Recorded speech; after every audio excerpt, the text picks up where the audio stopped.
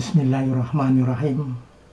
Assalamualaikum warahmatullahi wabarakatuh. Saudara-saudaraku sebangsa dan setanah air yang saya cintai. Saya cinta NKRI. Saya cinta Bhinneka Tunggal Ika. Kita wajib saling ingat mengingatkan dalam hal kebaikan untuk mentaati kebenaran. Saya sampaikan secara terbuka informasi ini.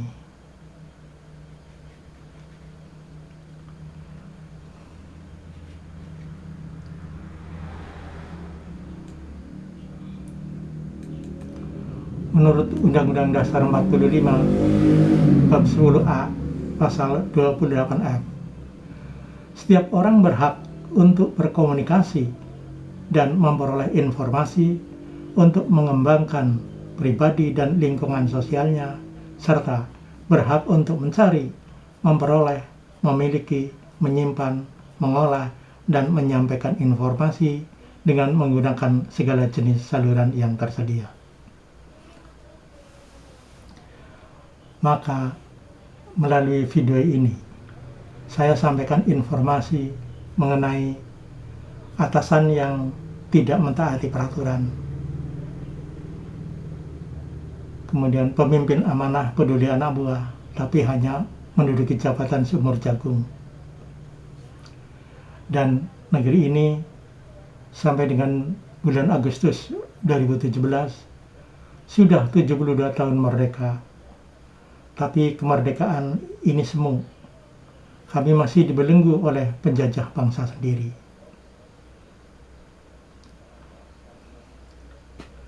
Mengacu edaran direksi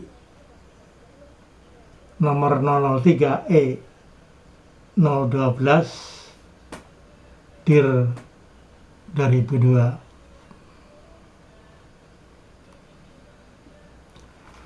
Bab 2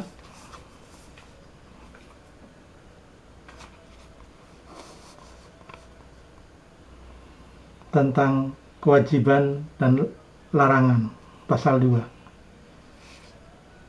Setiap pegawai wajib A. Melaksanakan tugas dan kewajibannya sebagai warga negara dan pegawai dengan baik, antara lain 1. Setia dan taat sepenuhnya kepada Pancasila, Undang Dasar 1945, negara, pemerintah, dan perseroan.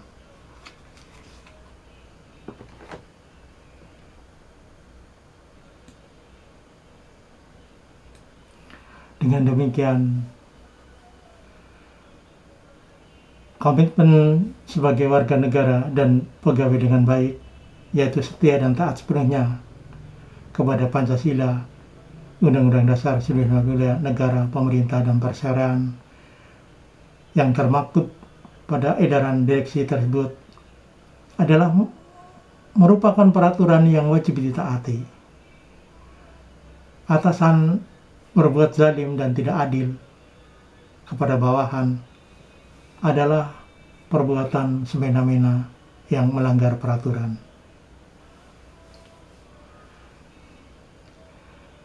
Dengan ini kami memohon perlindungan sebagai warga negara yang berhak mendapat perlindungan hukum dari pemerintah. Dan pemerintah bertanggung jawab melindungi warganya. Sesuai pasal 28I ayat 4, perlindungan, pemajuan, penegakan, dan pemenuhan hak asasi manusia adalah tanggung jawab negara, terutama pemerintah. Tanpa kehadiran negara, tanpa campur tangan pemerintah untuk melindungi warganya, sama halnya omong kosong. Untuk apa undang-undang maupun peraturan dibuat? Untuk apa aparat hukum dibentuk?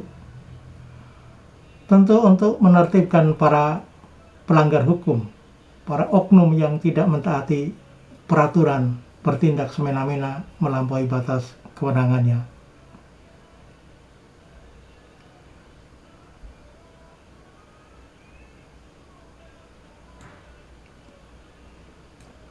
Menurut teori, negara mempunyai fungsi mencakup 3 tugas pokok. 1. Fungsi legislatif, yaitu membuat undang-undang. 2. Fungsi eksekutif, yaitu melaksanakan undang-undang. 3.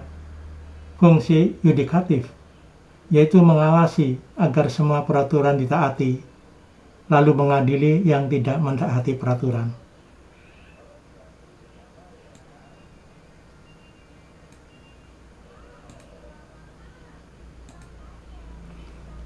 Karena negara, pemerintah bertanggung jawab melindungi warganya untuk memberikan kesejahteraan bagi rakyatnya. Jika pemerintah tidak melindungi sesuai peraturan perundang-undangan, yang terjadi tirani, homono homini lupus, serigala memakan serigala sesamanya, yang kuatlah yang menang. Yang pada akhirnya negara akan dikuasai golongan barbar yang kuat.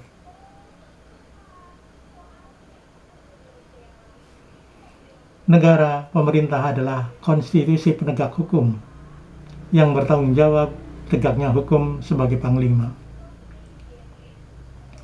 Pasal 28I ayat 5 untuk penegakan dan melindungi hak asasi manusia sesuai dengan prinsip negara hukum yang demokratis, maka pelaksanaan hak asasi manusia dijamin, diatur, dan dituangkan dalam peraturan perundang-undangan. Kami sudah berupaya mengadukan permasalahan secara internal. Dengan santun kami sampaikan sebagai bawahan menghadap kepada atasan. Bahkan setiap pergantian pimpinan, kami tetap berupaya menyampaikan permasalahannya. Namun, hingga kini tidak ada tindak lanjutnya.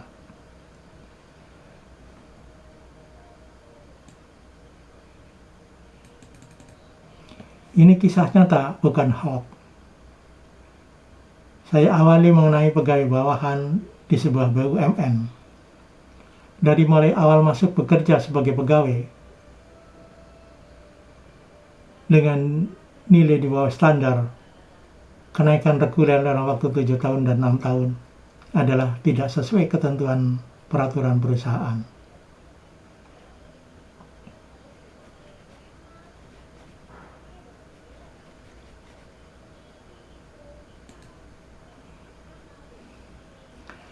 Akibatnya, kepangkatan atau peringkatnya ketinggalan jauh dengan pegawai yang dinilai sesuai standar. Dalam hal ini ada diskriminasi, ada pembunuhan karakter, menjadikan karirnya tidak berkembang, tidak seperti layaknya pegawai yang dinilai normal.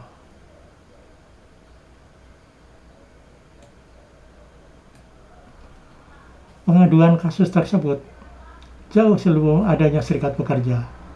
Namun kami menjadi semakin tidak mengerti setelah dibentuknya serikat pekerja. Tidak ada tindak lanjutnya. Lalu apa sebenarnya fungsi organisasi ini?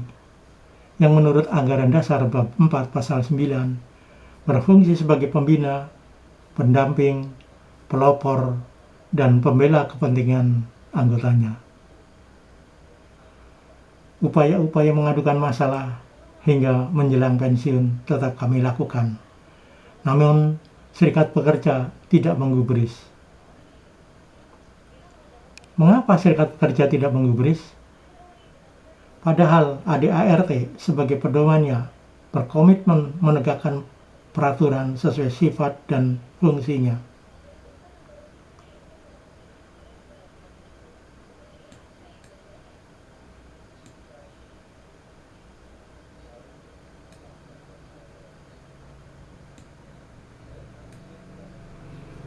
Yaitu bab 4 pasal 8.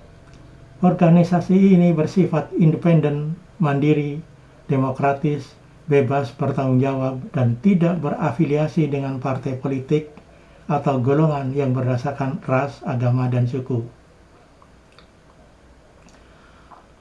Pasal 9. Organisasi ini berfungsi sebagai pembina, pendamping, pelopor dan pembela kepentingan anggota Serikat Pekerja PTPLN Persero untuk meningkatkan kualitas sumber daya manusia dan kemajuan perusahaan.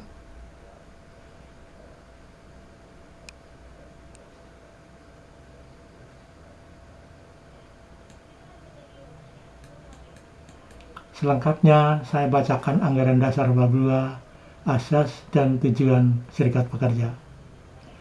Asasnya sangat jelas tertuang pada pasal 4, yaitu Serikat Pekerja PTPLN Persero berdasarkan Pancasila dan UUD 45. Tujuannya juga sangat jelas tertuang pada pasal 5 ayat 1.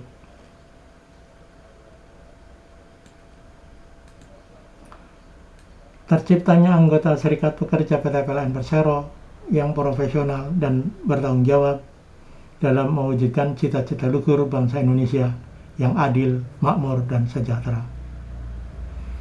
Ayat 2. Meningkatnya kesejahteraan anggota Serikat Pekerja PTPLN Persero dan keluarganya, baik jasmani maupun rohani.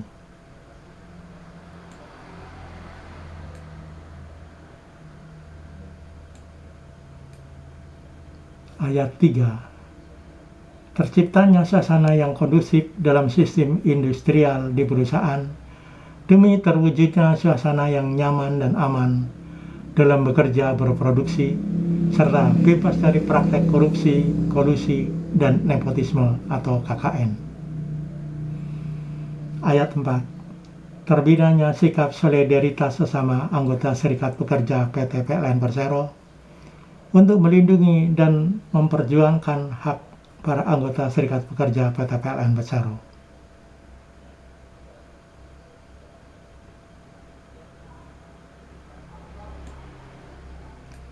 Ayat 5. Terciptanya motivasi kerja serta dipahaminya kewajiban yang harus dilakukan dan ditegakkannya disiplin sebagai kontribusi untuk meningkatkan kemajuan perusahaan. Jika dicermati asas tujuan, sifat, dan fungsi tersebut, sungguh tidak menyentuh sama sekali pada persoalan yang dialami anggotanya, yaitu mengenai penilaian di bawah standar, berturut-turut, tanpa ampun hingga pensiun, tanpa adanya pembinaan. Lalu apa artinya organisasi ini berfungsi sebagai pembina, pendamping, pelopor, dan pembela kepentingan anggotanya? Sedangkan kami sebagai anggota tidak merasakan seperti halnya yang tertuang pada bab 4 pasal 9 anggaran dasar tersebut.